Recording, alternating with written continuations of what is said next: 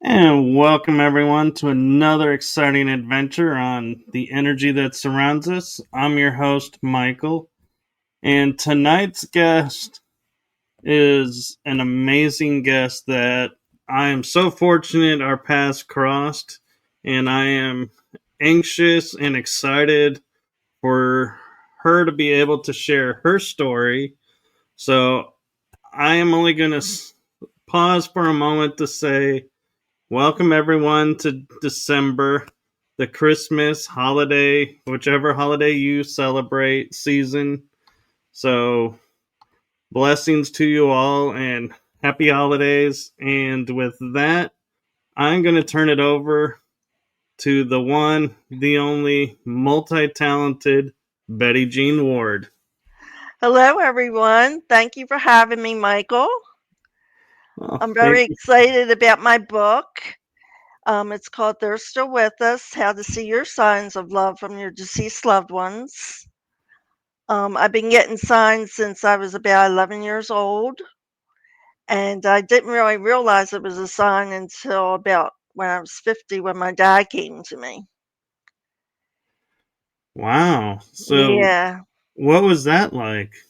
That was a little freaky. In fact, I didn't want to tell anybody about it because I wasn't sure that it was a sign. But after comparing my memories, I thought, yeah, that was something because it was so weird how it happened. When I was 11 years old, my aunt was dying of cancer and my brother was getting engaged and she wanted to go to his wedding. So when the wedding day came around, there was this woman that came into the vestibule with the bridesmaids. And my aunt was always a character. She was always trying to make people laugh and everything. And this woman came in and she looked like a bag lady to me. And she was telling jokes and all the bridesmaids are laughing and everything. And I kept looking at her thinking, I never seen that woman before because I went to school there and went to masses during the week. I'd never seen her. And I thought that was weird, but, I kind of chalked it up to, like, just something that happened. And then when I turned 50, my dad came to me as a schoolboy. He was always studying art books and piano books and everything. And he came to me as a student. And I was coming out of my apartment to go to work at 7 o'clock in the morning. And there was this kid walking up very slowly. And when I crossed the street to put my stuff in the car, he had stopped on the sidewalk and was staring at me. And so I turned around and looked at him. He goes, "Do you know what time it is?" I said, 7 o'clock. I said, 7. He went, "O'clock?" I went, "Yes." And he turned around and went back the way he came. And I'm thinking, where is he going? So the following week, he comes up again and he's walking a little closer this time. And I met him at the bottom of my steps. And he turns around and he goes, "Do you know what time it is?" I said, 7 o'clock. He went, "Oh, wow." And he turns around, gives me a little wave, and walks back. And I'm thinking, what is going on? 7 o'clock, what is going on? Well, here, me and my dad, when he was alive, we had hit the lottery on my birth time. And the lottery time was 7 o'clock. And it was Ah, 2 weeks before my birthday when this kid kept coming to me. And after those 2 weeks, I never seen him again. wow, that is an amazing sign. Yeah.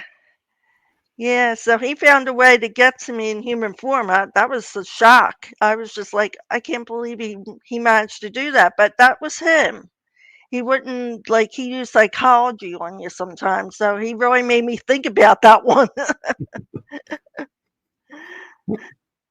So your book about the sign, seeing the signs. What are some of the signs that you can share that maybe people are experiencing but are not aware of because they're not thinking of it that way?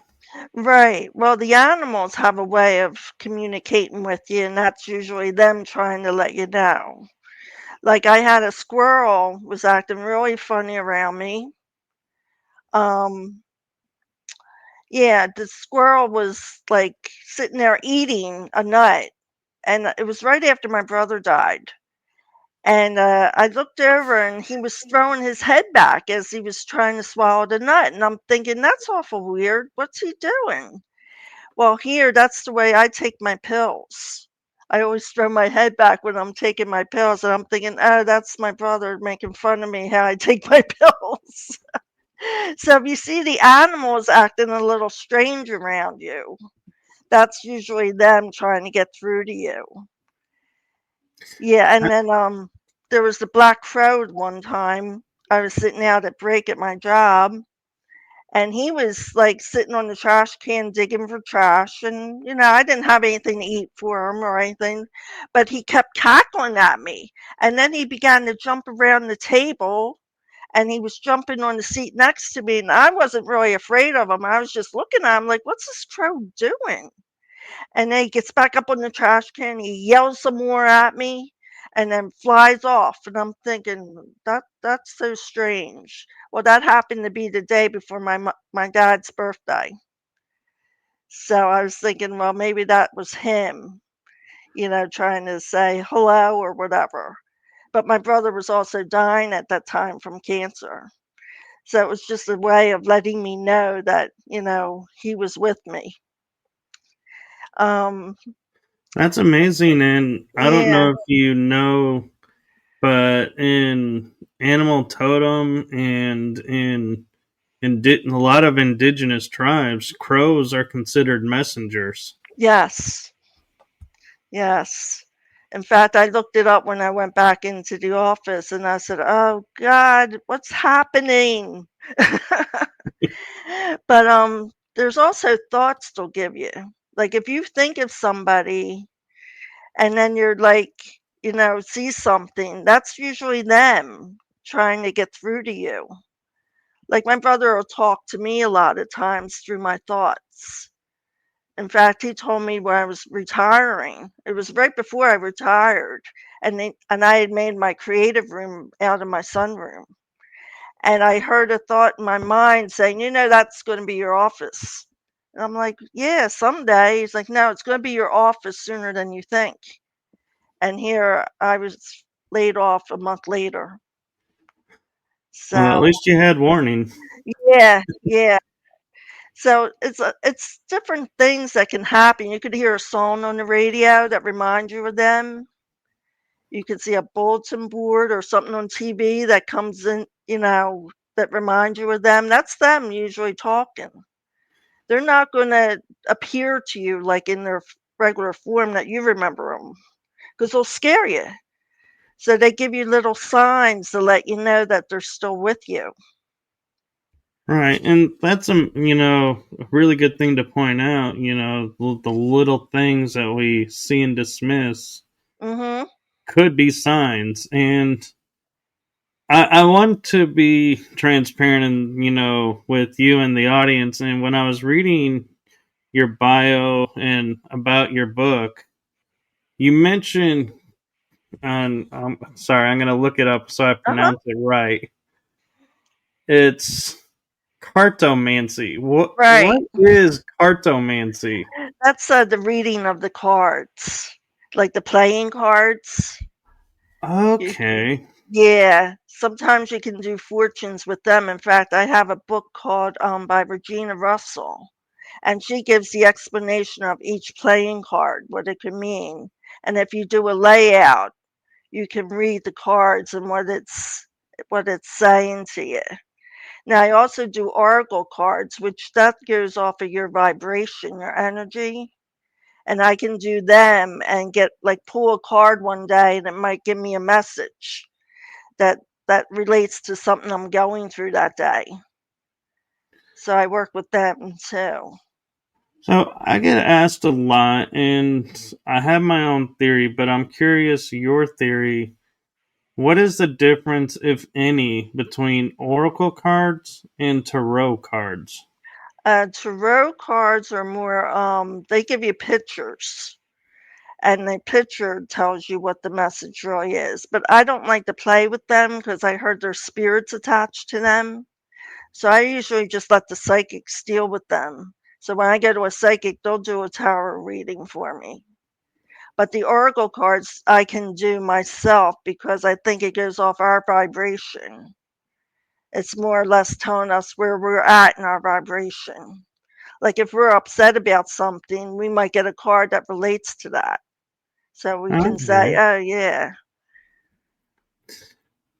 So, and an interesting question I have for you, and I'm not sure if you've ever been asked this, is with writing your book, what was the moment that you were like sitting down and going, okay, now is the time to write this book. I need to write this now.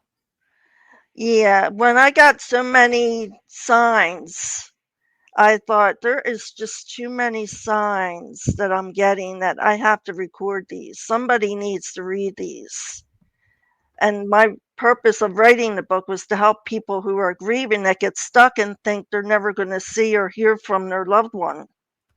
And I wanted to make sure I got my signs out that they could look for their own signs. So I wanted to help people who are grieving to get past that stage and know that you're not alone. They're with you all the time. Yeah. So, when was the first time you experienced a sign and was like, oh, I have this gift? It was at my 50th birthday when I realized that my father had come to me. And Okay. then my sister also came to me in human form. I used to say to her, aren't we having fun? When she'd get all stressed out and she went, no, I'm not having any fun. Well, after she passed, about, I guess it was 6 months, and my brother was dying of cancer at that time, and I was going into his house. I'd just gotten out of the car and I was ready to head into his house. And this car was sitting there. I don't know where it came from. I didn't hear it come up. It was like an old 50s Chevy. And in the front seat was this man. He had like blonde, yellow, stringy hair. And he leans across the seat and he goes, are you having fun? I went, yeah. And he went, oh, good. And then it pulled away. And I'm watching the car go up. And I'm like, what is going on? I said, why did he ask me that? And I never seen the car again. Never, like I live in a mobile home park. I never seen that car before, and I never seen it ever since. So yeah, they can come back in human form to you and let you know. And then she got through to me, my brother and my sister, my other sister. She gave me that sign with the car. My brother, he was on a feeding tube. So one day I walked into his bedroom and he goes, what's this doing here? And I'm looking and I'm like, what? And he goes, the silverware. What's it doing sitting here? And it was sitting at the edge of his bureau. And it was two knives crossed over a fork. And he goes, I wouldn't even use that silverware if I was using silverware. I went, I don't know. And I said, well, why don't we just leave it here in case it moves, Well, no. He goes, if it moves, I'm getting out of here. But I told him, I said, that looks like the Eucharistic symbol for the Catholics. I said, you know how Pat was with the religion. Yeah. And then that was his sign. And then my sister called me one day and she said her kids were asking what she was trying to text the night before. And I said, she goes, I wasn't texting. And she went to her phone and here the word God was on the phone. And I said, oh my gosh. I said, Peggy, that was her word. I said, I asked them what our words would be in case we went to a psychic and we would know if we were talking to them. I said, her word was God. I said, mine was diamond and Frank's was hoagie. I said, that was her word. I said, that there's your sign. So she got through to all three of us. That's incredible. And Yeah. I'm wondering, as you were growing up, was there any signs of, seeing things differently, or an awareness, kind of like a something that happened that made what happened to you at 50 seem calm and not so scary? Not so much as I was growing up. I guess maybe I was unaware at the time. I was busy doing other things. It just seemed at 50, I started to notice things starting to happen. They were trying to get through to me. And it happened a lot after my brother and sister both passed. It was almost like they're saying, stay over there. You've got work to do. Don't try to follow us. Because I developed breast cancer after my brother passed. And it was almost like they were giving me signs to say, no, no, don't come over here. You've got work to do over there. Stay over there. And they were letting me know they were still with me. Yeah. Well, I hope you're doing better. I'm doing good. I'm cured. Well, congratulations. Yeah, thank you. I've been 6 years clean. That's amazing. Yes. That's a celebration in itself. Yes. Yes. Yes. And my father, he came to me in spirit in my bedroom one night. And this is when my brother was, passing. I was going through this by myself basically because my sister was in Pennsylvania. I was down here in Florida dealing with it. And my father wanted to let me know that he was with me.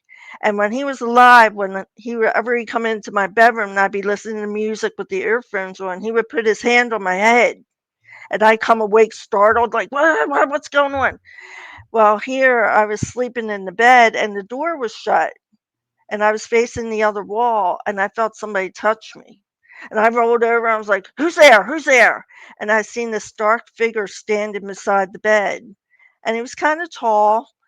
And I looked at him and I'm thinking, who's that? What's going on here? And I really wasn't scared. I was just wondering, what's that?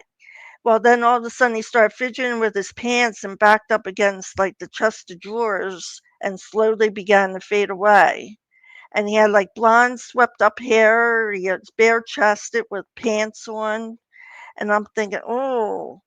And I thought, yeah, that was probably dad because he always used to come into my room and like touch me on the head. And this time he touched me on the back of my neck. And then I went over to my son's room when he was living with me and I said, I think somebody was in my room. And he was very calm about it. He did not jump up and run over into my room or anything. He was like, well, who do you think it was? So he didn't get excited about it at all. He just thought, yeah, okay, mom. I wonder, does he have the same awareness that you do of the signs I and have think that he gift? has a little psychic ability, like he can tell when things are not right. Like he can tell when things are a little weird, but he doesn't let it in. He doesn't pay attention to it. He doesn't like to pay attention to it too much. Yeah, But we're kind of. yeah, Yeah. I was gonna say, society kind of shies us away from it, where we should be embracing it, I think. yes, yes. Mhm. Yes, and my sister, she just lost her husband last year, and she got a message from him. because she went over to his grave and she had put him in hospice because she realized he wasn't going to get any better. And she went over to his grave and she was crying, thinking, "Oh, I hope I did the right thing for you." And then a couple days later, her daughter brought in the mail and she goes, "Dad sent you a message." And she was like, "What?" And here a card had come from this company with a diamond necklace with a message, "I will love you always. I loved you then. I love you still. I will always love you, James." And that was what she called him. And I said, Wow. there's your sign. So she's got another sign. She sees a lot of cardinals in her bird feeder now, and she notices some things when she'll say something, she'll get a response. Like I think her granddaughter was playing on TV in a field hockey game, and his picture was sitting there, and she said, "Oh, come on, Pop Pop, help her get a score." And she said, not 5 minutes later, there it was. She had scored. So I said, "Yeah, see, he's with you." Yeah. I wonder if that counts as interference and too many players on the field. Yeah.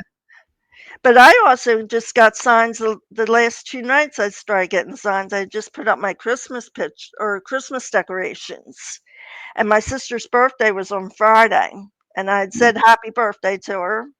Well, last year when I said happy birthday to her, I had a season's greeting sign on the wall in my dining room, and I was sitting in the living room, and my dining room and living room kind of blend together. And when I said happy birthday to her, I heard shh, and I thought, what was that? And here the season's greeting sign had fallen off the wall. And I thought, oh, you're cute, aren't you? But this year I didn't have them up yet. So when I put the sign up, I thought, well, I already said happy birthday to you, so you can't knock this one over. And I'm sitting there, I think it was Sunday night, watching a football game, and I have a diamond art picture of her dog with a halo around it, and it looks just like her dog. And all of a sudden, that picture fell off the wall. It's been up for months, and all of a sudden, just fell off the wall. I said, "Oh, I guess you're telling me you heard me." And then last night, I was sitting there watching a football game again, and I have a snowman picture that I painted. And my dad's he always loved Christmas. He loved Christmas. That was his season. And don't you know the snowman picture fell off the wall? I said, "Oh, now you're here." Everyone's coming to visit. Tis the season. Yeah. Uh-huh. So I'm kind of curious because a lot of times people will say all of these gifts are kind of passed down through family, Uh-huh. and a lot of times will favor the matriarchal side or the mother side, the Right. maternal. Right. I'm curious, with you, did either of your parents have this or grandparents have it or I don't know. Maybe my grandparents did. I think I was told they used to be a little psychic, like they could tell things. But I know my niece, she can feel things. Like the house I grew up with, she always said, "I didn't like that house. That house was something wrong with it." And like she can go in somewhere and feel like the different energy, and she'll be like, "No, no, I don't want to stay here." So she can feel it.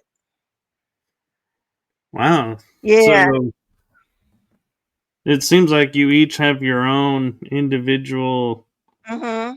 essence of it, but similar. So that's kind of Right. interesting. Yeah. Yeah. And they're talking about cardomancy. There's a card for each of our birthdays. And the six of clubs seems to be the psychic card, and that's my son and that's my niece's card. So they each have that kind of psychic ability, even though they don't tune into it really well. And I'm kind of curious with I know the tarot and playing cards Mhm. have similar history because they both were originally designed as games, Right. and then people figured out what really was going on. Right. Do you feel like the playing cards are maybe older and have different wisdom in it, or are they about the same age and it just determines how you read them? I guess it determines how you read them. I find the playing cards have more meanings to them, and they're harder to read because you have to kind of know each meaning. And, there's a whole bunch of meanings to the playing cards. Where the tarot, it's just a picture and that has like just one meaning to it. But the playing cards you can apply like for health or for anything, and it's like 15 different meanings you can apply to it. So that's why sometimes I really don't know what the card means until it actually happens, and I'll go back and look at it and go, "Oh, that's what it meant." But the tarot I find is better, and that's I don't play with them. I let the psychics do that for me. Right, and I can Yeah, respect that. And I'm curious because I know the king, queen, and the jack and the ace, if I'm not mistaken, are considered the major arcana of playing cards, right, right. and that has its own meaning. But is it the diamond or the club has particular meaning that sets the Yes, message to it, or how do you read a the playing diamonds card? are more money related.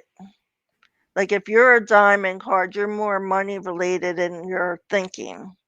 The spade are workaholics. I know some spade cards, and they're workaholic people. The clubs are more like the college kids. They want to learn everything.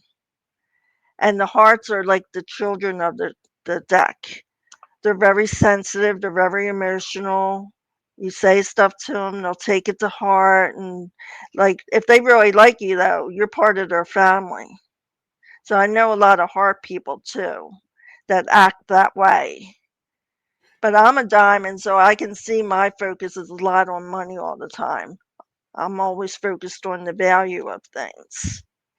Right. And I'm a little curious because I know we were discussing like the tarot pictures have singular meanings, and I'm going to step aside from that for a moment. And I know if I it's been a while since I looked at a regular playing deck, but I believe there is the King of Hearts is the one that has the sword through the head that some call the Suicide King. Yeah, I don't know. The Is King of that Hearts is the emotional family man. He's usually a family man, I know according. it's one of the Yeah, major arcana that's the red deck, the red side. yeah, yeah. But does that have a different meaning in cartomancy than the others? Because it's like the only one that's like it. Um, yeah. Most of the kings are the people. The kings, queens, and jacks are all people. So they're the like the King of Hearts can be the family man. The King of Diamonds is the financial man. The King of Clubs is they're like he's learning. You learn stuff through him. And the King of Spades is like the strongest card. That's supposed to be the strongest card. And anything you wish for when you have the King of Spades, you can get. Yes. I So, just looked it up. It is the King of Hearts, is the one that they say mhm. appears to be stabbing himself in the head. Yeah. Yeah, well, I can imagine because they're the emotional people. They take everything to heart. So if something's upsets them, I can see why that picture is with the stabbing of the head there. I wonder if that card is the equivalency to the Tarot's death card because everybody goes on face value of seeing death or the word death and goes, "Oh my god, I'm going to die." And it's like, "No. it's a Right. transformation card. It's not. Yes. No one's dying, so No. Yeah, let's when you get take a that death breath. card, it could be the death of a relationship, it could be the death of something you valued, now you're changing your mind about it. Right. Yeah, it doesn't So always mean physical death. Yeah. right. So I'm wondering if that could be what the King of Hearts is showing, like Mhm. with the emotions of the death of an old relationship pattern Yeah, or right. something. Yeah. Yeah, it could be. Because I wonder if if people even notice. It's like it took me a while looking at the playing deck until somebody mentioned it to even really notice that. Mhm. Yeah, that card is the only card in the deck. And when you're doing cartomancy, do you use the jokers or do the jokers No. take No, I out? don't use the jokers. No, I just use the regular deck itself. Okay. Yeah, and in that Regina Russell's book, she has layouts, and you can do a layout, and you can see the past, the present, what's coming up, what's holding you back from moving forward, and the future. So sometimes I was able to read it, and I'd see something, and then it would happen. I'd be like, "Oh, I did that right." But then there's other times where I'm like, "I don't know what's going on." So what was like kind of, I like to call them the aha moments where it's like an awareness awakening where you were looking at the playing cards and were like, there's something more to these cards, and decided I'm going to go into cartomancy and learn to read these cards. Yeah, I just kind of came into it. I didn't really want to learn how to read them. I had ordered this book, and I think it was by Robert Campbell. It's called Cards of Your Destiny. I had ordered that. And here he was showing you how to read your cards. And in that book, there's a card layout for every year of your life from 0 to 99.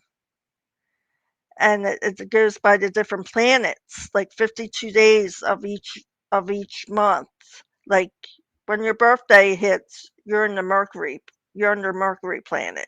Then 52 later, you're in the Venus. And then 52 later, you go into Mars. And then 52 later, you're in Jupiter and Saturn and Uranus. So each period is a different section of your life that's happening.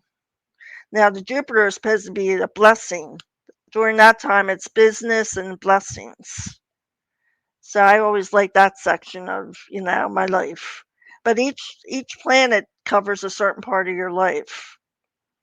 So I feel like I gotta ask this because when cards were developed and all these decks were developed, we had a 9 planet system, Mhm. and Mhm. now they've made us an 8 planet system.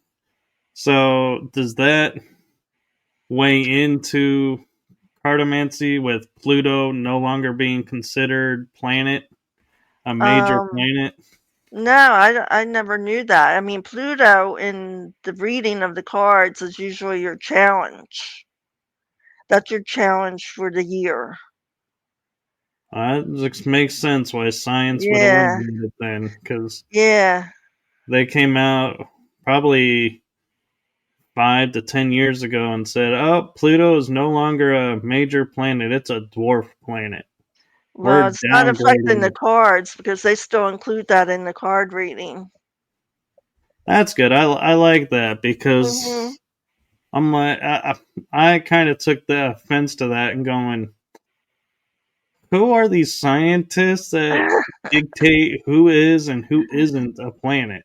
Yeah. Mhm.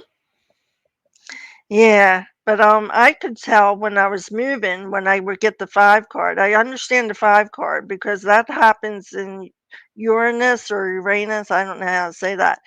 But I was moving, my apartment building was being sold, and I wasn't sure when it was gonna be sold, but I seen the 5s in the Uranus period, and that's exactly when it got sold.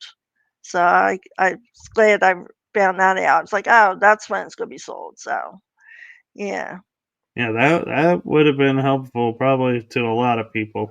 Mhm. Mhm. And then when my brother was dying, he was saying, "Well, what's my card saying? What's my card saying?" I said, "You have a lot of fives, and that means you're changing real estate or something."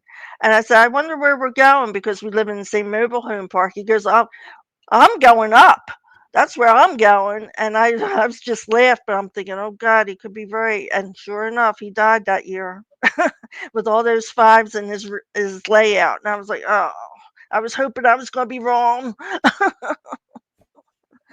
So I, I just had a curious thought because there's all these people who talk about like angel numbers where they Mhm. see like 555 Oh or yeah. 333, Mhm. 1111. Yes. And I wonder,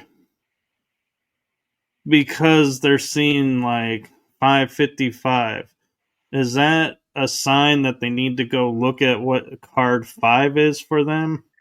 Yeah, I've been seeing that a lot. I've been getting a lot of those double digit numbers. I get 555 a lot, and I'll look it up, and it says transformation, something's changing. Or 1111 I get a lot, and that usually means an angel is there. Like that's your angels talking to you. They're just letting you know that, hey, we're here.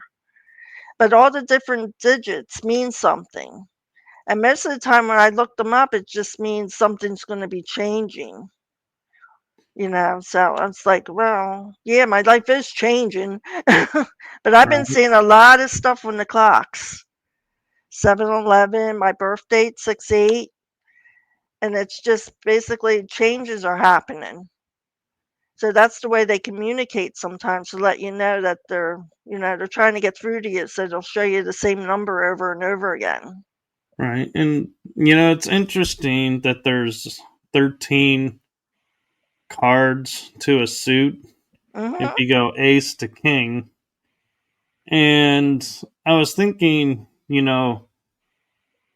if you're interpreting the sign and you see 1111, would you be saying, okay, I need to go check out the jack? Or would it be the one? Because the jack is 11, Hmm. but a one is the ace. So which card really would the message Yeah, be a sign of? Because there's four ones, but there's also two 11s. I never thought of it that way.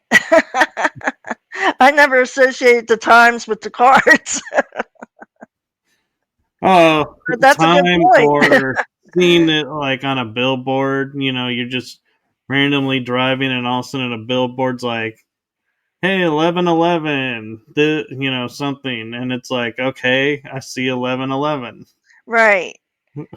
Yeah, you should take note of that because that means either you should make a wish or just know that your angels are with you at that time.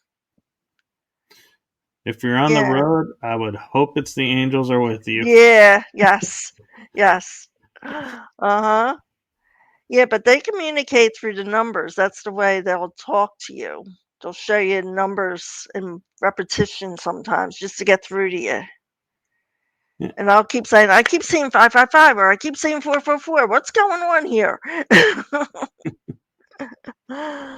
I wonder, have you ever done cartomancy and you're looking at the five of diamonds and you're like, Uh-huh.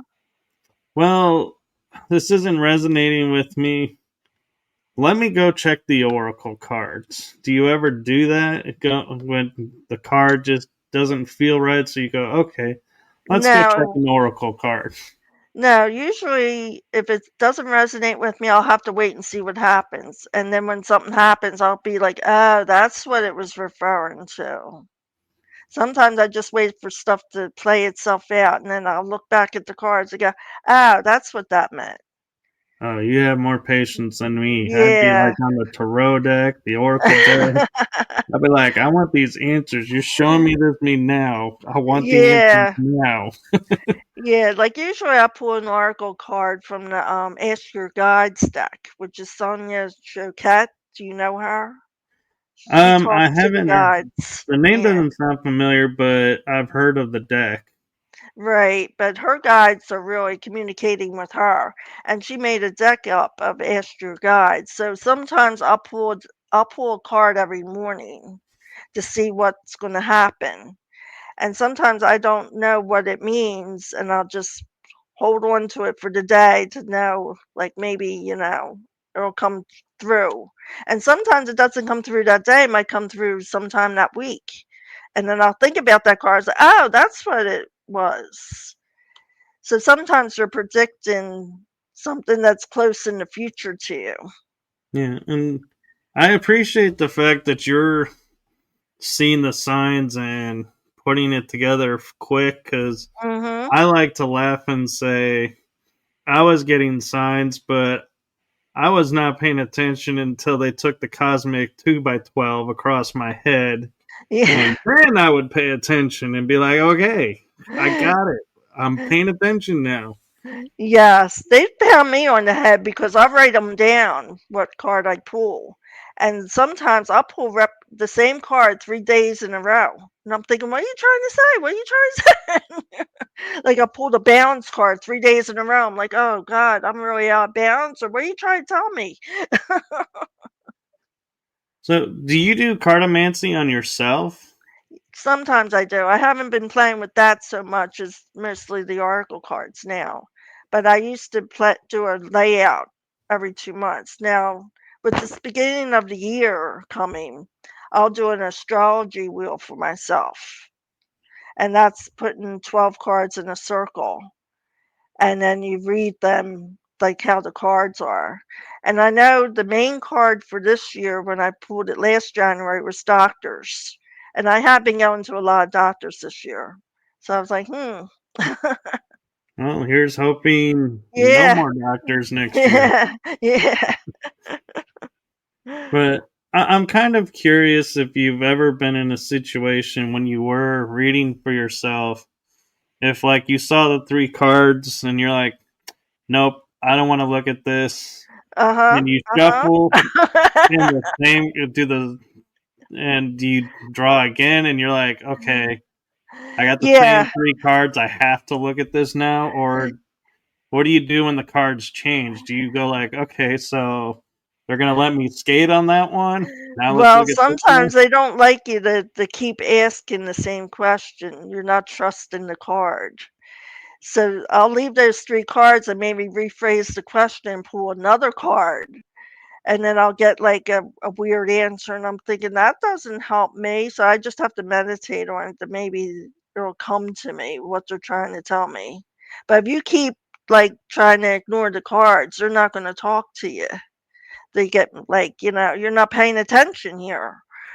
So, they say, "Don't question the cards. When you pull something, just accept it and know that it'll come to you eventually." Yeah. So I have an interesting question because you had mentioned in the beginning that you wrote this book about the signs and everything and your story. Mhm. When you were writing it and getting ready to publish it, what was your like motivation and goal that you set for this book? Well, it was really to help people. I knew that people were stuck in grief because I could read, like, the Facebook boards. Everybody's like, "Oh, I miss my husband, or I miss my son, I miss," and they can't move on. And I've seen it with people. They just stop when this person dies. They think they can't live any longer. And I wanted to let people know, like, no, they're giving you signs. They're still with you. That was the purpose of why I wrote the book. And when I asked the psychic about it, because I like to go to psychics, and I was saying my book, and she goes, "That's what spirit led. You're going to get that book will find its way into the hands of people that really need it." So I was like, yeah, that's what I wanted it for. So that was my goal of writing that book because I know people needed to hear my signs and know that my family's not special. They got through to me. They're probably talking to you too. Right, and I love when guests answer questions and their answer like totally answers my next question without me getting a chance to ask it. 'Cause I was gonna ask, what is your hope with this book? But I was like, you just pretty much laid it out. Yeah. So Yeah. I'm like, that was cool. Mhm. So maybe you do have a little psychic in you. Hey, never know. I think we're all psychic to a certain point. We all have it. That's what the psychics always say. It's like, you don't need me. You just need to tune in. We Yeah. all have the psychic ability. And I wonder, as you're talking about signs and everything, have you ever been like somewhere and you take a photo and then you go back and look at it and go, wait, what is this? And have like something that you don't remember being there in the Well, photo? the cover of my book. If you notice the cover of my book, there's a spirit with that dog. And that's the second picture of that spirit with that dog.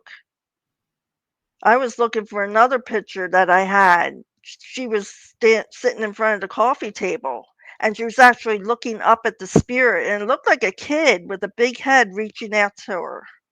And she was looking at it. And I was trying to find that picture for the cover of the book.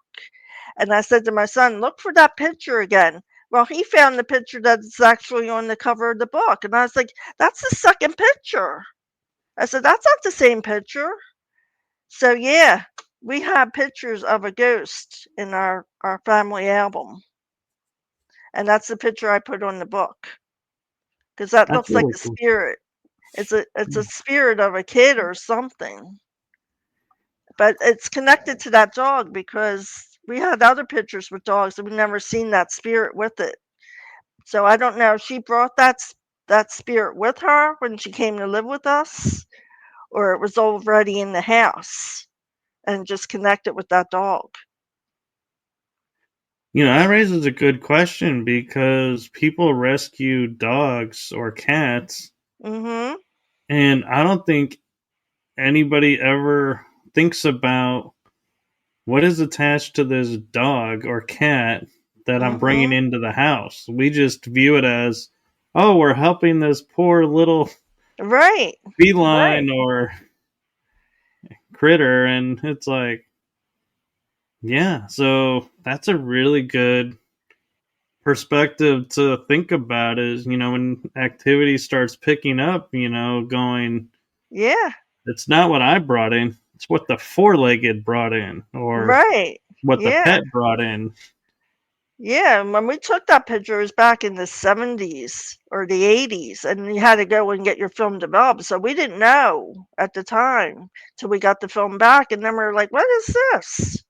And we thought maybe it was smoke or something, but then as we looked at it, we said, "No, this looks like a ghost."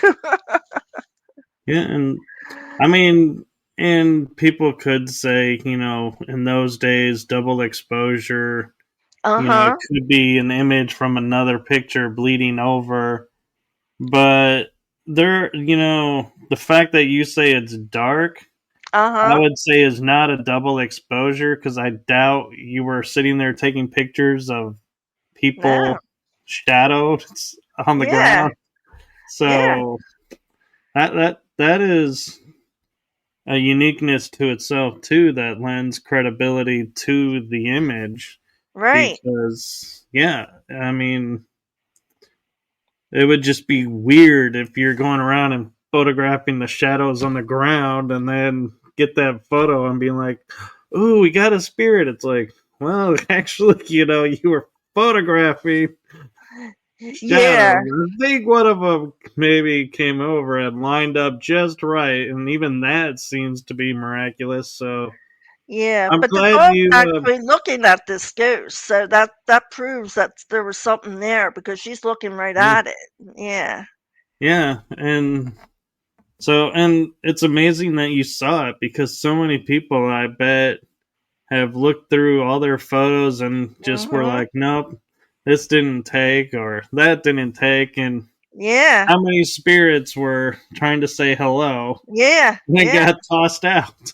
Uh-huh. Uh-huh. That's very true.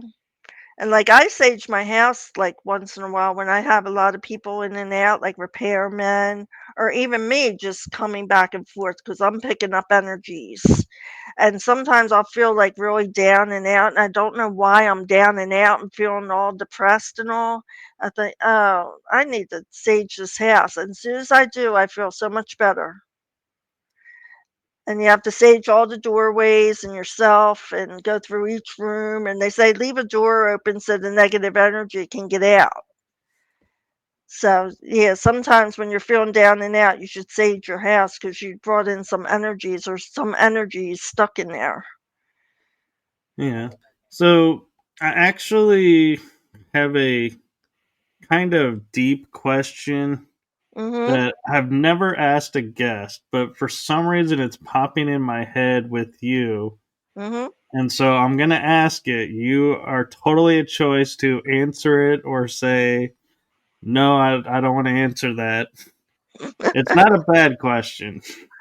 I'll Okay. preface that. So the question that's coming in my head is, you today, what would you turn around and say to your younger self to kind of give wisdom to what's coming?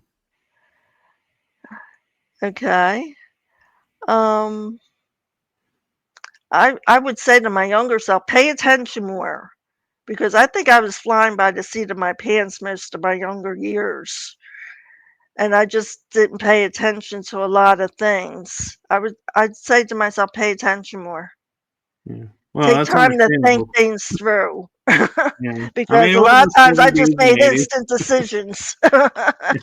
I mean, it was the 70s and 80s. It wasn't exactly the Yeah, slow times. right, right.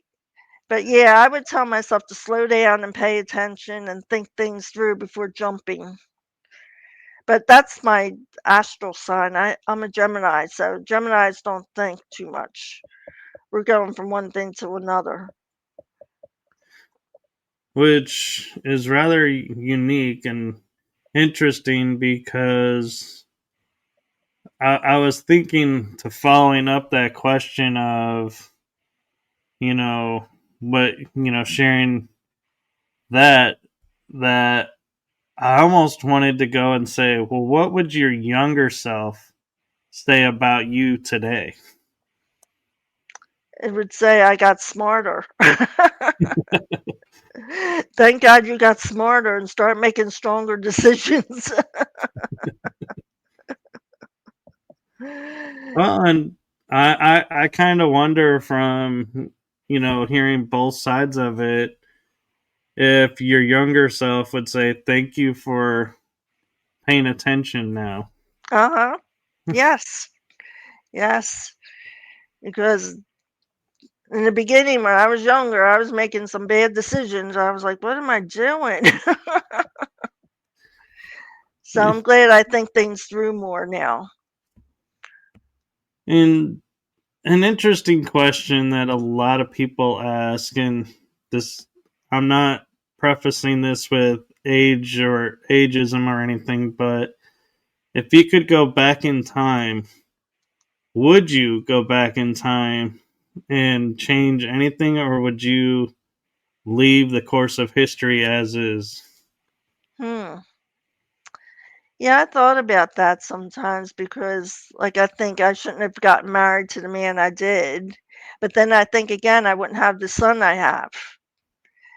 But I often talk to him about this. He goes, "Well, maybe I'd be in a different body. You would still have me sometime, but I'd just be in a different body." And I thought, yeah.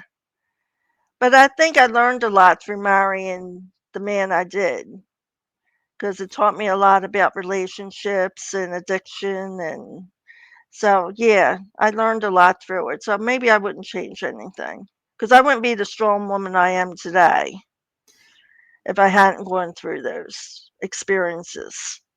See, I love how you said that because I think so many people jump at the opportunity to go, yeah, I'd correct this mistake, I'd correct this mistake, and my Right, life would be so much better.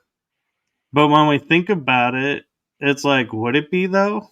Or could it right. be even worse? Mhm. because what you went through forged you. So Right. if you remove that, you change who you are now. And Right. so I like how you put that. It, forged you, as you said. Mhm. And so I Mhm. appreciate that because I don't Yes. think a lot of people think about that. Right. Yeah, they say you can put all your mistakes in a pile and you can pick out whatever you want and you'd still take back your same problems. Yeah. So, do you have any plans on writing any other books Well, I or? am working on a short story book with the afterlife. It's the fiction. There's a lot of fiction stories. I'm working on that, trying to see if I can get that together. I don't know if an agent will pick that up, or I might have to self-publish that one too. But I like the afterlife stories, and I always have a lot of fiction stories for the afterlife. So I'm thinking of I'm working on a couple of stories for the afterlife. Yeah, I would recommend self publishing first and getting your material out, and then Right. Well, I'm secondary hoping this stuff. book will lead the way, and Yeah, then maybe a publisher can help me publish the next one. yeah, because I think it's important to get your word and your story and your verbiage out before handing it to somebody. And that Mhm. was my worries when I published my books was if I give it to a company and they're going to be like, we don't want this, we don't want Right. this won't sell, and I'm like, you have now shredded my story, Right. Right. and this is not me. It's no longer me. So Right. Right. Yeah, you run the risk of doing that. And that's when I wrote this story. I knew that I was going to have to self-publish it, and I wanted it to get out there. And I said, I can't wait around for an agent to pick this up. I'm going to have to do it. So I did. yeah, well, Yeah. congratulations on your book, Thank you. Yes, I'm glad I finally got it out there because I know it needed to get out there and help people. and you got it out in time for Thanksgiving Mhm. and Christmas. Yeah, it came out around Easter. In fact, the person I was dealing with, my writing coach, she was like, "Well, this is sort of about resurrection. They're coming back." So I put it out around April 18th. That was smart. Yeah, yeah. So now it's around the holidays. I'm thinking of doing a YouTube video to let people know that this book is out there for them. So, one question I think I have for you dealing with afterlife, since you brought it up, Hmm. is do you think reading the cards and seeing these signs, 50 on, you have a different view of the afterlife than you did growing up? Or Yeah. did it kind of just sharpen it and you're like, nope, I've always known, and this just validated everything I thought? No, I've changed my views of the afterlife since I've gotten my signs. I know now not to be afraid of death, that I'm just going to transform. Energy doesn't die. So I'll leave this body and I'll be in energy, and maybe I'll come back in another body, but energy doesn't die, and we're all energy. So we're not going to die. It's just the body dies, not us, not Right. our consciousness. So, do you have a feeling from your experiences what you think it's going to be like as you change to the next energy phase? Well, I think we're all like pieces of the same puzzle. Like we're each a piece. And you put us all together, we're going to form the picture. So I think we're each a piece of the same energy, like the God force. We're all pieces of that God force. And we're all doing our own little thing and learning our own little experiences. And then you put us all together and we form the picture. So that's the way I feel like we are. We're pieces of a puzzle. That's a We're all beautiful way coming to look from at it. Yeah, we're all coming from the same source. Yeah, so you don't. Well, I'm not even gonna ask beyond that because you said it so well. I'm like anything I ask is just gonna repeat the same answer. So I'm not even gonna try. Mhm. But I do have an interesting question for you that if you need time to think about, you can. Mhm. And that is, what advice do you have for people in seeing the signs, interpreting them, and dealing with them?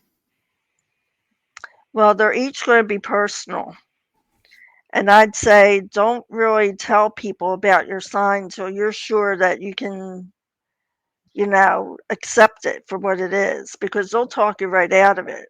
They'll tell you you're crazy, it's your imagination, and you'll start to miss your sign because you'll believe them. But when you know it's resonating with you, nobody's going to be able to talk you out of it. So make sure you get a hold of it before you go sharing it with anybody. That's really cool. And I have to admit, there's been a couple of times that I look like I might have been chuckling on the show as you were talking because Hmm.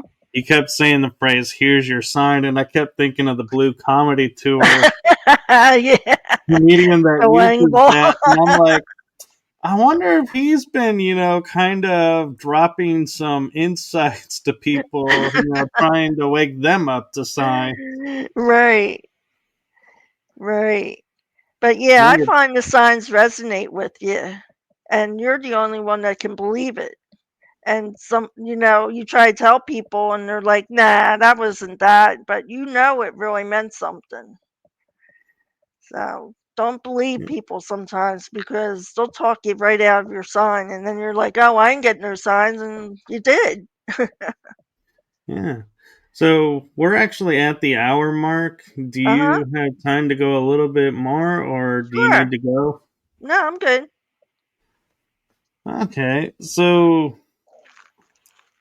if somebody had a question about the afterlife or something, would you, and I know this is a loaded question because you are an author now, would you be like, here, read my book, see what you think? Or would you be like, well, here's who I got some of my basis of what the afterlife is like. Read this first, then read this and see what you think. Right. I've read some afterlife books. I think April Crawford, she's a channeler, and the spirits actually come into her body and they write messages of how they died and what happened afterwards. And there's a book out there called Direct Messages from the Afterlife. And there's a bunch of stories in there talking about these people that have died and what they felt like when they died and where they went afterwards and, you know, what happened. So I love stories like that. And I gotta say, I love the fact that you didn't go get my book no, and try to no, push your book, that you actually honestly answered and said, these who helped me. So right, I appreciate that, and I see that, and I like that you do that because I know some people will sit there and go, "Oh well, read my book because I got an entire chapter based for that, and it'll totally help you." And it's like, not if they don't have a basis line. right, right. Yeah, no, my book is basically on my experiences. Everybody's going to have their different experiences. So, I mean, you can't really go off of my book because that's just my experiences. You could have a totally different experience. Yeah. So, yeah. Do you ever come across people like at the store or out and about, and they're like, you see them looking at a bird and being like, or something, they're staring off at something and going, and walk up to them and go, "Did you just see a sign?" No, I never came across that. I've had people come up to me and act a little weird. Like this one man came to me when I was wearing my mask, and he comes up, and I was looking for a bakery item for a barbecue. And he goes, "Oh, is that monster still out there?" And I'm like, "Yeah, yeah." And he starts talking about the government. And then he starts referring me to the Jesuits. You go home and look up the Jesuits. They'll tell you they're based on like law of attraction and making things happen for yourself. But when he was talking to me and kind of directed me to the Jesuits, he kind of commanded me, "You go home and look at the Jesuits." And then when he walked away, I thought, God, he has some nerve. But then I realized that was somebody trying to tell me something.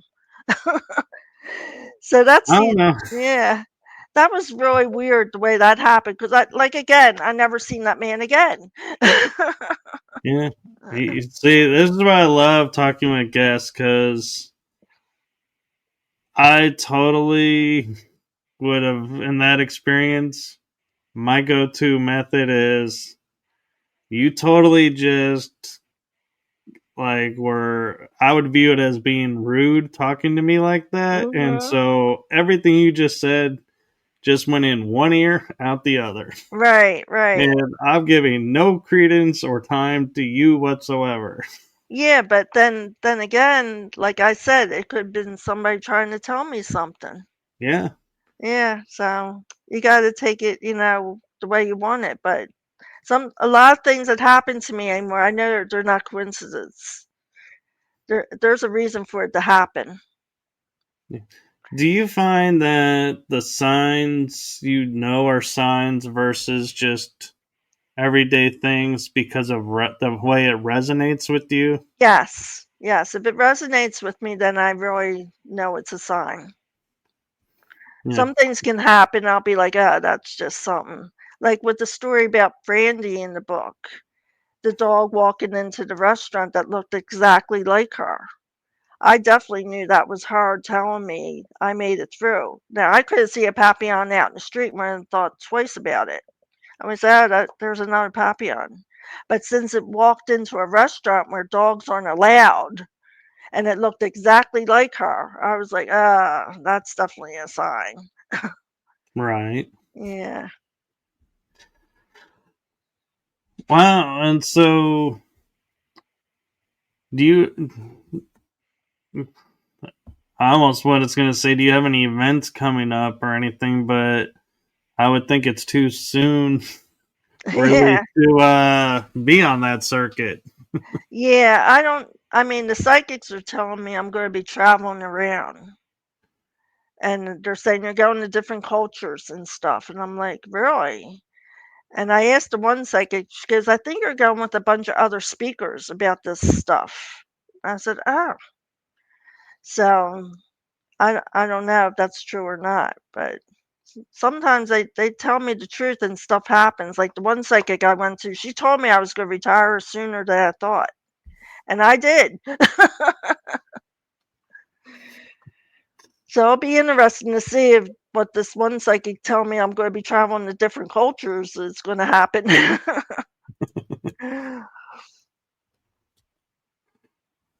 Wow. So I'm okay. So I got an interesting question that just came into my mind. With we're talking about the holiday seasons right now. We just got off Thanksgiving. For those who celebrate it, everybody celebrates either Christmas, Kwanzaa, Hanukkah, something in December.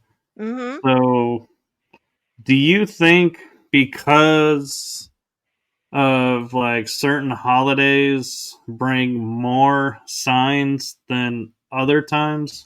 Yes. Yeah. I think that the people are suffering more and calling on the loved ones, and they want to help them, so they will try to get through to them, because like I said, they're with us all the time. They don't want to see you suffering, so I think they will try to get through to you.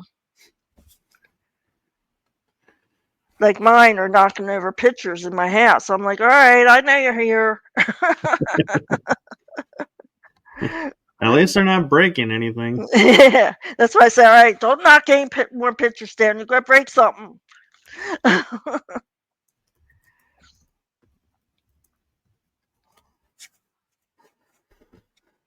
Do you get So, any signs?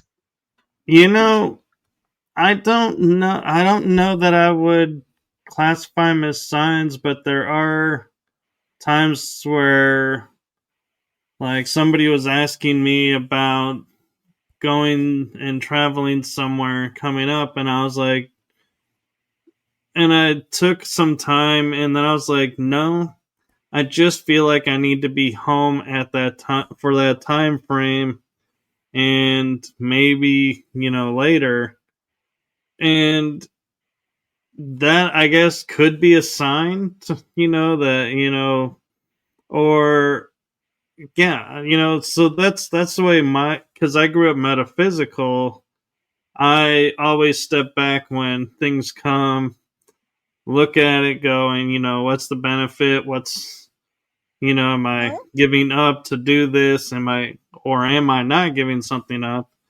So, what's the benefit of going to this? What's the benefit of going here or there? And so that's where it drives my appearances. And mhm. so I don't know if it's the way I'm doing it is I'm reading signs and going along with them, or if my mind doesn't see it as a sign, and so therefore it's like I wouldn't recognize a sign if it was like they say the snake right in front of me. Right. No, your intuition is a sign. When you get a feeling about something, that's your guides trying to help you. Like all of a Okay. sudden you remember something that you had to do and you're thinking, all of a sudden you'll be like, oh yeah, I have to do that. Well, that's them trying to remind you. I mean, it doesn't have to be major, profound or anything. It could be very subtle. They're helping you with something. It could Yeah. be something simple, finding your keys. I mean, I'm always calling on St. Anthony to help me find stuff. Yeah. What was interesting is I don't know if this is a sign or was just a coincidence, but I had at one point, I think it was a couple years ago, my original Facebook profile went down and I had shows to do. Well, I had no way of reaching the guests, and all of a suddenly, it's like I would get flashes and be like, okay, let's look up their email address. Let's look up, are they in my phone? Do I happen to have their number? And everyone that I reached out to were like, oh, I thought we were done and you canceled because you disappeared. And I was like, nope, nope, we're still on. And so they were like, okay. And then I was Mhm. back on Facebook and rebuilt the list and everything. But certain guests that I was like, was struggling to connect with, I was all of a suddenly connecting with. And my dad had recently passed around the same time. And so I was like looking up and going, thank you, Dad, because he said he was going to help me. There you go. And now that I look at it, I'm like, that could be a sign that, they Yes. are there helping. Is I was able to keep everything going and it was like nothing happened. Yes. See? That's sign. That's they're always with us. In fact, if you listen to Abraham Hicks, Esther Hicks, did you ever hear of her? I have. And she does seminars and she goes, we're all outnumbering you. She goes, you're all surrounded. She goes, we're outnumbering you. You're never alone. So yeah, you got your spirit guides, you got your angels, you got all these guides around you that are just waiting for you to ask for help. They can't interfere in your free will. So they always say, when I do my oracle cards, I'll say, ask for help. We can't interfere. Yeah. And I always do, ask for help. In fact, I asked for help before I did this podcast. I said, please give me the right words. Oh, So you're yeah, doing just fine. thank you. And I don't know if there's a metaphysical term. I was on an interview yesterday and I was talking about it because I put it in one of my books that I was promoting at the time. And it's the term called soul family, where Yes. it's, and so I'm wondering, as soul family members come and go, for whatever purposes they are, I was taught they're only coming in to help with the lesson. Once it's learned, they moved on Mhm. or they stick around. Right. So instead of looking at it as, helping with the lessons and everything, are they in fact signs? Yes. Yes. Mhm. Like I think it was Abraham that said you'll have a different, or maybe it was Sonia. She said you'll have a different guide helping you with it, whatever problem. If you have a problem with a certain thing, you'll get a different guide helping you. And then once that problem's solved, they'll leave. But you Right. might get a special guy coming in at a certain time for a certain problem. Yeah. Yeah. Mhm. And I gotta admit, it kind of hearing that and understanding that kind of makes how you see the ebb and flow of people coming and going in people's lives. Mhm. You have a tendency not. I mean, it still hurts, Right. but it's not a like personal slap in the face, like oh my god kind of feeling. It's more like okay, well, I guess They we learned serve what we a needed to purpose. learn, and we're done. Yeah. Yeah. That's why people come and go out of your life because you learned whatever you had to learn or taught them whatever you had to teach and then they went away.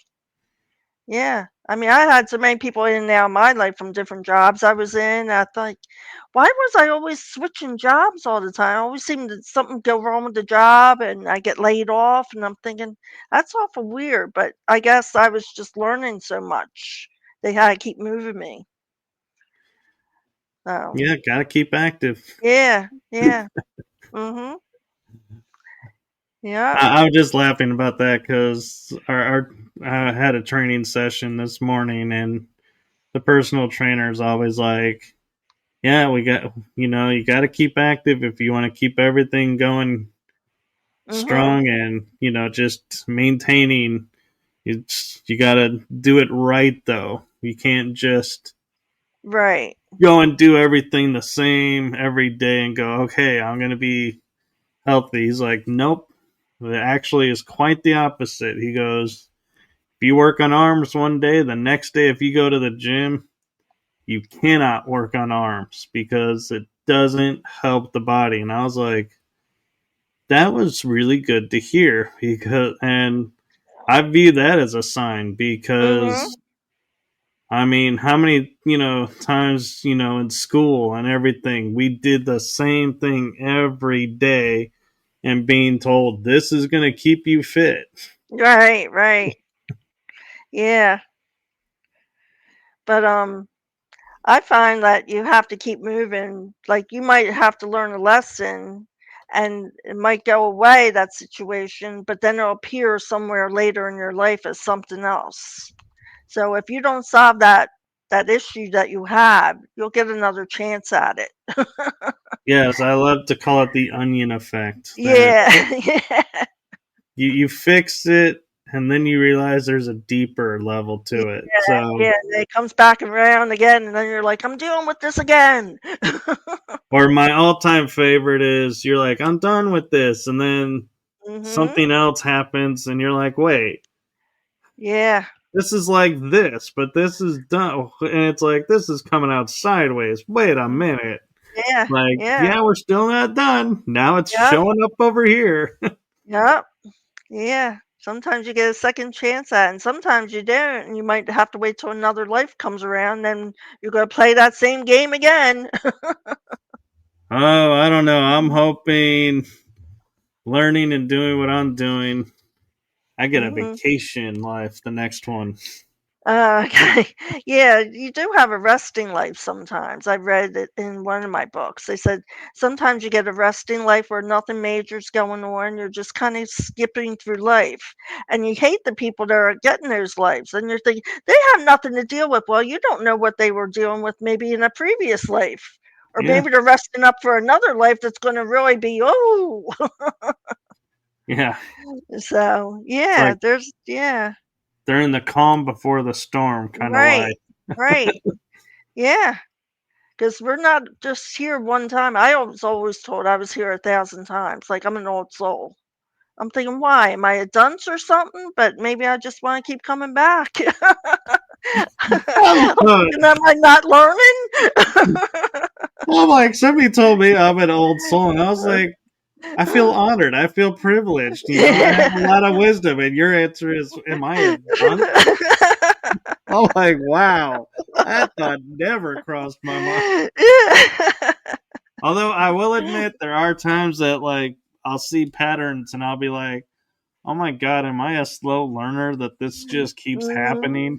mhm. Yeah. But yeah, we've been here more the times than we can remember. I mean, we just keep coming back because 'cause we're creators. We like to create, so Yeah. yeah. So that brings up an interesting question, and this will probably be the question to wrap up the show on.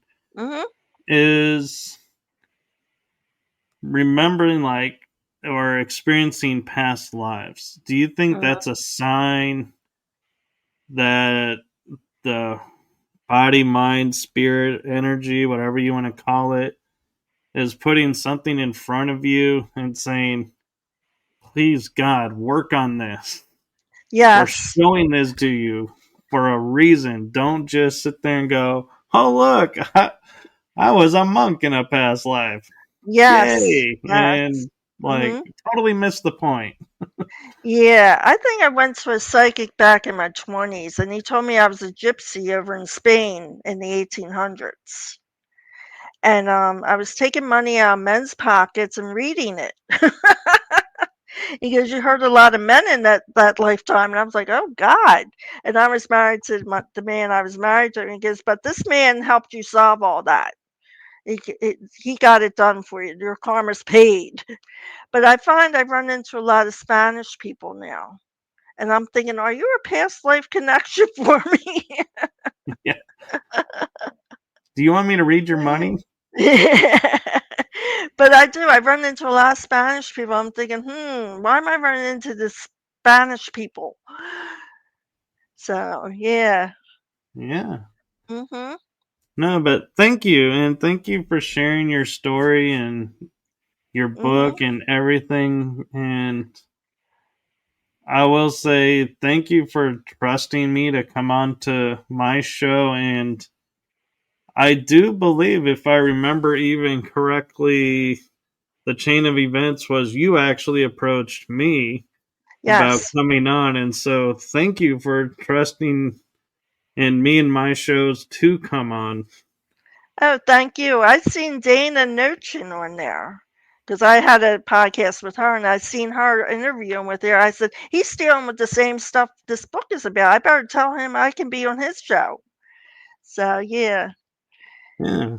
Yeah. So Dana really kinda when I went to look and I'd seen her on your show, she kinda made me contact you. Well, Yeah. that's nice. I'll let Yeah. her know that because Yeah. I was on her show last night, Oh, okay. and I'll be back on December 22nd. Oh, wow. Okay. Right So, before Christmas. right. Yeah. Uh-huh. And I don't know when it'll go live, but so the difference is the Dana Nojigan, she likes to record hers and then put them out. Yes. So Mhm. mine are, when I say we're doing it, it's live, it's out, it's done. Yes. Mhm. And so don't go looking for my interview with her Right. Yeah, I last know. night because it's not out yet. So I Right. will let you all know when it's out. It'll be posted on my page. And Okay. Great. so thank you. And I'm sure she will appreciate hearing that you came on my show because of Mhm. her. And so Mhm. that'll make her day. Yes. Yes. Yeah, me and Dana when I first recorded with her, it didn't take, so we had to do another interview. Oh, I've had those. Yeah. Yeah. I had several years of those where Uh-huh. I would go and talk to somebody and leave with a cassette, and they're like, "Here's your recording," and then it'd be completely blank, and you're Uh, like, "What happened?" I go, and I was like, I felt like this was the pop out of the year kind of response that I got to it mhm. was, "Well, when you're ready, they'll come and you'll be able to hear them." And I Right. was like, so I waited like probably 15, 20 years, and I'm like, they're still not playable. So I was like, you know what? Whatever was on there, I probably already dealt with anyway. So I don't need these anymore. Let them Right. go. You're right. Yeah. Well, I want to thank you for having me. I appreciate that, and I hope we get through to a lot of people. Yes. And Yeah. maybe perhaps when your next book comes out, we can have you back on and talk about it. Yes. Yes. Yes. Because I am working on the chapters, and I'm hoping by next year because I retired late in the year, and I'm kind of just getting my schedule together. Yeah, that's the Now by tricky part. next year, I'll divide. I'll start focusing more. Yep. And so I'm curious, since you have this one done and you're working on the next one, hmm are you then going to take a break, or are you going to keep writing and keep putting out more I'm books? hoping to keep writing, but this TV has gotten me hooked now since I can watch TV all day. And I You keep got to telling be myself, "You careful got a about television. break." I will say there is something funny about television, and Uh-huh. I never thought about this, and someone pointed out when you break it down, it's television. So Yes, it's yes, programming you, and they literally call the shows now programs. So yes, yes, do be advised. If you're watching a lot of TV, you are getting mind control programmed. programming. And I keep telling myself, I'm watching other people's creativity. I'm like, you can create something better than what you're watching. Yeah, it's like your story is way more Yeah. entertaining than this soap opera I'm watching. Yes. Uh-huh. Uh, All right, well, I hope you have a wonderful holiday season, yes, and you too.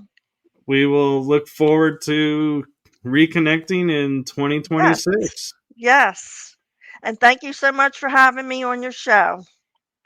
Yes, it was my privilege, and to anyone out there, if you're on LinkedIn or Facebook and you want to be a guest, be like Betty Jean, Mhm. message me and we'll see what happens. And Yes. Yes. so thank you. And thank you to everyone in the chat room and to everyone watching. Have a wonderful December. And if you're going to be traveling throughout the rest of the year, have a wonderful new year and holiday season. And Mhm. so, with that, I'm going to say goodnight, everyone. Good night. Merry Christmas. Happy New Year. Yes, Merry Christmas and Happy New Year, everyone. Okay.